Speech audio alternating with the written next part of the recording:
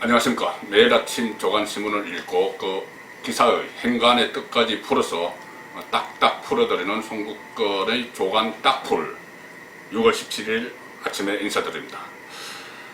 어제 오후 2시 50분쯤이죠. 북한 개성에 있는 남북공동연락사무소가 폭파됐습니다. 지금 보신 영상, 시작하면서 보신 영상이 어제 남북공동연락사무소 폭파 영상입니다. 이 영상은 청와대가 공개를 한 것이죠. 평소에 감시 장비로 군이 촬영을 한 그 영상을 청와대가 어제 기자들에게 공개를 했습니다. 그 영상을 지금 보여드렸습니다. 그래서 오늘 각 언론, 조간신문의 일면톡, 전국지는 물론이고 모든 지방 언론, 또 심지어 경제신문까지 전부 이 기사가 일면톡 기사입니다. 그것도 상당히 크게 다 다뤘습니다. 북한의 개성 남북공동연락사무소 폭파 기사. 일단 많은 신문들이 이 개성연락사무소가 남북 화해의 상징이다, 이 점을 강조를 하면서 제목을 뽑았습니다. 먼저 조선일보를 보여드리겠습니다. 문정부 남북 화해 상징이 폭파당했다. 상징이 폭파당했다. 이렇게 의미를 부여를 했습니다. 북한이 대한민국 자산인 연락사무소를 폭파했다. 대한민국 자산이죠. 180억 들여서 지었고, 개보수까지, 그 다음에 운영비까지 하면 한 300억이 들어간, 우리 돈으로 들어간 그 건물입니다. 그 건물을 폭파를 했고, 또, 비무장지대 요새화, 이렇게 북한 군부가 군사 도발을 예고를 했기 때문에 앞으로도 더 다른 도발이 있을 수 있습니다. 군사 도발이 있을 수 있는 상황이고, 그래서 남북관계가 평창 이전으로 후퇴했다. 또 청와대가 NSC를 긴급 소집했다. 이런 기사, 이런 내용들이 조선일보에 실려 있습니다. 동아일보도 남북 화해 상징, 이 점을 부각을 시켰습니다. 자, 남북 화해 상징 폭파시켰다. 남북 화해 상징. 왜 그러냐면은 이 개성연락사무소가 2년 전에 남북 정상회담을 하고 그 공동선언 안에 이 연락사무소를 설치한다는 이 내용이 들어가 있었기 때문에 남북 화해의 상징이다. 이렇게 언론들이 의미를 부여를 하고 있습니다. 자, 중앙일보 같은 경우는 판문점 선언을 폭파했다. 이렇게 이야기했습니다. 판문점 선언을 폭파했다. 그래서 제가 말씀드린 대로 2018년 남북 정상이 판문점 공동선언에 담았던 개성공단 내 남북공동연락사무소라는 점을 강조를 한 것입니다. 그리고 조금 전에 그 동아일보 일면 사진을 보시면은 세 가지 사진이 들어있는데, 이 연락사무소 청사는 물론이고 그 옆에 있던 15층 규모 큰 건물이 보이죠. 15층 규모의 개성공단 종합지원센터까지 다 폭파했다. 그러니까 앞으로 개성공단에 남아있는 다른 어떤 산업시설들이 있죠. 산업시설들까지 다 아마 폭발을 할 것 같습니다. 그리고 나아가서 금강산에 있는 그 호텔 같은 것, 면세점 같은 것, 그런 시설들이 있습니다. 그리고 장전항에는 또 저반시설 같은 것, 북한으로 들어가는 절차를 밟는 그런 건물, 저도 그쪽을 가봤는데 그런 것도 다 폭발을 할 가능성이 높습니다. 가령 장전항 같은 경우는 이 저반시설이 있는데, 그때 제가 갔을 때도 이 한쪽에 큰 벽이 쳐져 있었습니다. 뭐냐면은 원래 그쪽에 잠수함 기지가 있던 곳이죠. 그래서 아마 잠수함 기지를 아마 다 철거하고 복원을 할 것 같고, 개성공단에도 그때 2개 사단, 1개 포병여단이 있었는데 철수를 했죠. 군부가 반대를 많이 했다. 김정은이 그렇게까지 이야기했는데, 이것도 그 군대가 다시 들어갈 것 같습니다. 상당히 위중한 상황으로 지금 전개가 되고 있습니다. 한겨레 신문도 일면 톱입니다. 개성연락사무소 폭파. 청와대에서는 평화기대 져버렸다. NSC 회의를 열어서 그런 입장을 정리했다는 그 내용을 지금 전해드리는 거죠. 자, 모든 언론의 다른 면, 2면, 3면, 4면, 5면에도 이 상세한 보도와 해설 기사들이 쭉 이어졌습니다. 몇 가지만 소개를 해드리면은, 문재인 돌파구 찾자. 6.15 20주년 기념 20주년을 맞아서 SNS에 글을 올렸죠. 돌파구를 좀 찾아보자. 문재인 대통령이 그렇게 이야기했는데 하루 만에 보란 듯이 폭발을 했다. 이것을 두고 그 조선일보 보면은 한 줄짜리 평을 쓰는 팔면봉이라는 데가 있고, 팔면봉을 보면은 이렇게 썼습니다. 걸핏하면 깽판 치는 상대에게 오냐 오냐 하다가 뺨 맞았네, 이렇게 지적을 했습니다. 그 다음 또 다른 기사들은 문재인의 NSC 불참, 이것을 또 지적을 했습니다. NSC 국가안전보장회의죠. 여기는 상임위원회와 전체회의가 있는데, 전체회의는 의장이 대통령이기 때문에 참석을 합니다. 상임위원회는 국가안보실장 정의용이 회의를 주재하죠. 그런데 어제 그 위중한 상황에서도 문재인 대통령은 보이지 않았습니다. 상임위만 열었습니다. 뒤로 숨었습니다. 그 전날 돌파구 찾자 이렇게 막 이야기를 했는데 한 방 맞고 나니까 그 다음에는 또 뒤로 빠져버렸습니다. 또 다음 기사가 이 상당히 그 의미심장한 기사입니다. 북 다음 단계 준비됐다 이렇게 이야기했습니다. 아마 서해로 포를 쏘거나 금강산 시설을 폭파할 수도 있다, 그런 기사인데, 제가 말씀드린 대로 이 북한은 이미 적대 사업으로 전환을 하면서 대남 사업을 대남 적대 사업으로 전환을 하면서 단계적으로 할 조치들을 심의했다, 이런 이야기를 한 적이 있죠. 그래서 특히 도발, 군사적 도발도 있을 것으로 그렇게 걱정이 됩니다. 또 한 기사는 180억 들인 우리 건물 3초 만에 폭삭 이렇게 했고, 이 와중에 어떻게 보면 상황 파악을 제대로 못하는 또 권력 주변 사람들이 있었습니다. 송영길 국회 외교통일위원장이 됐는데 이렇게 이야기했습니다. 북한이 대포로 폭파 안 한 게 어디냐, 대포로 폭파하는 게 어디냐, 그냥 이렇게 건물을 무너뜨리고 폭파시킨 거지 대포로 쏴서 폭파하는 게 어디냐, 이게 과연 국회 통일위원장이 할 말인지.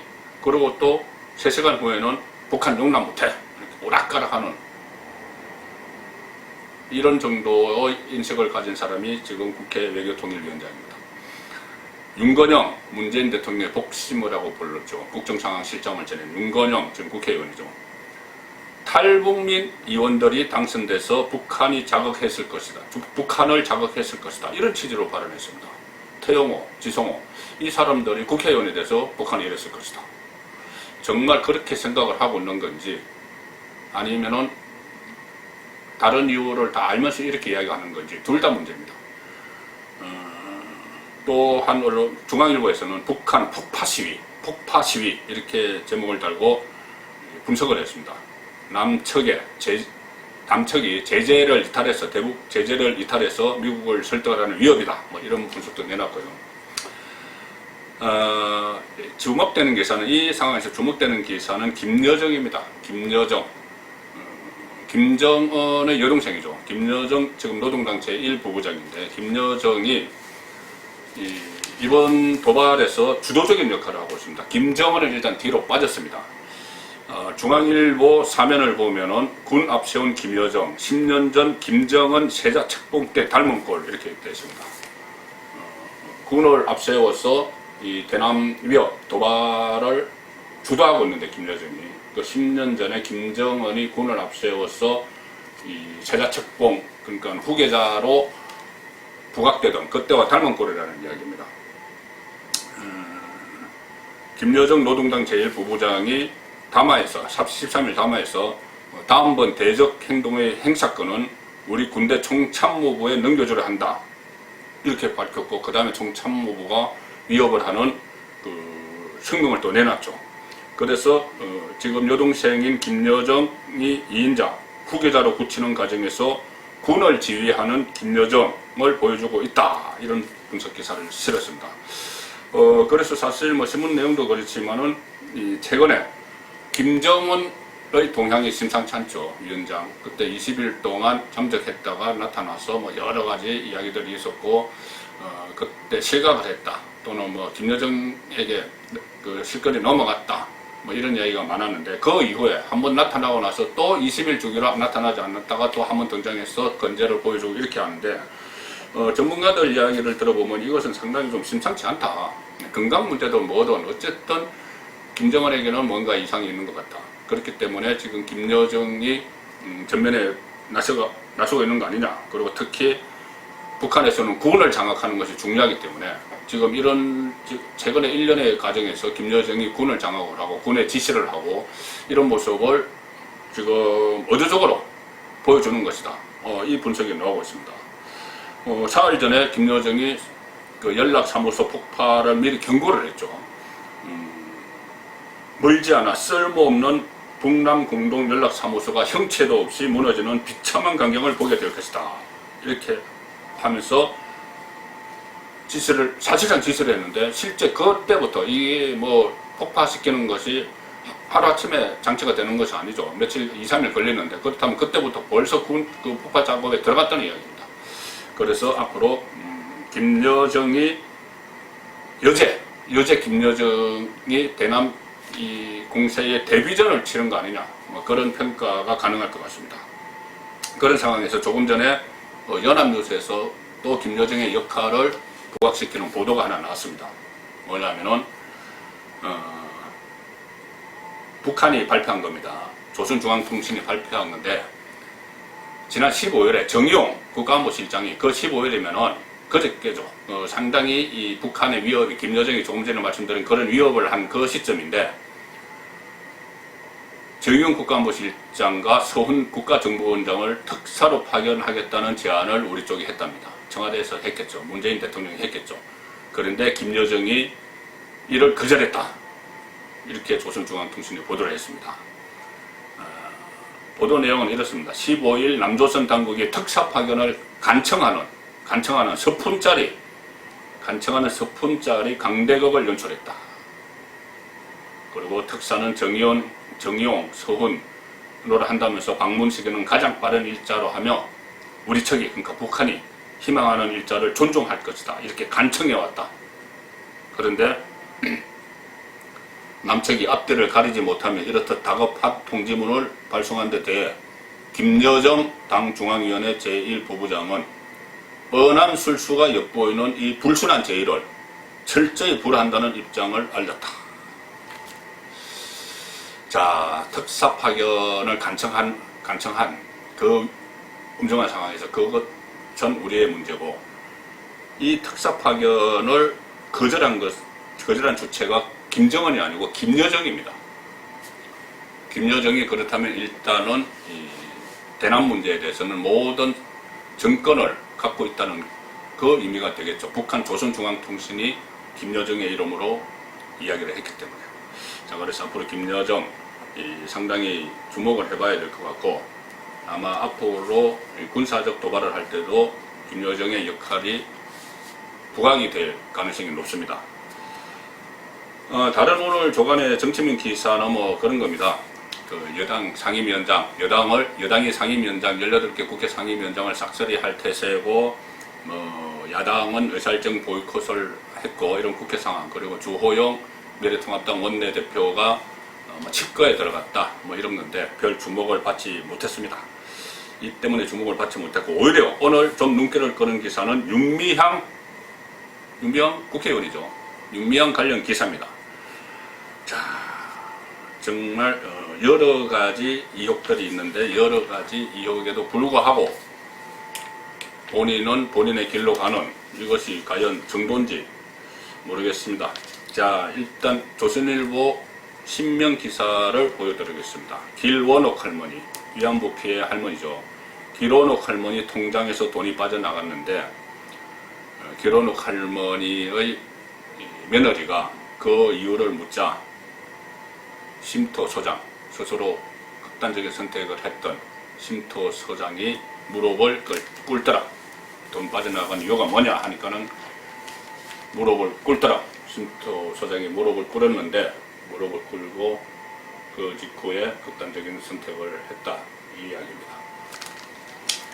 간단하게 말씀을 드리면은 정의연 심토 소장이 사망하기 닷새 전에 길원옥 할머니 가족이 통장을 하긴 했는데, 그 정부에서 월 350만 원씩이나 받은 정부 지원금을 매달 다른 계좌로 빠져나간 흔적을 발견을 했다. 그래서 할머니들을 앵벌이 시켰구나 싶어서 가슴이 아팠다. 위안부 피해자 할머니의 며느리 이야기입니다. 통화 녹취가 공개가 된 거죠.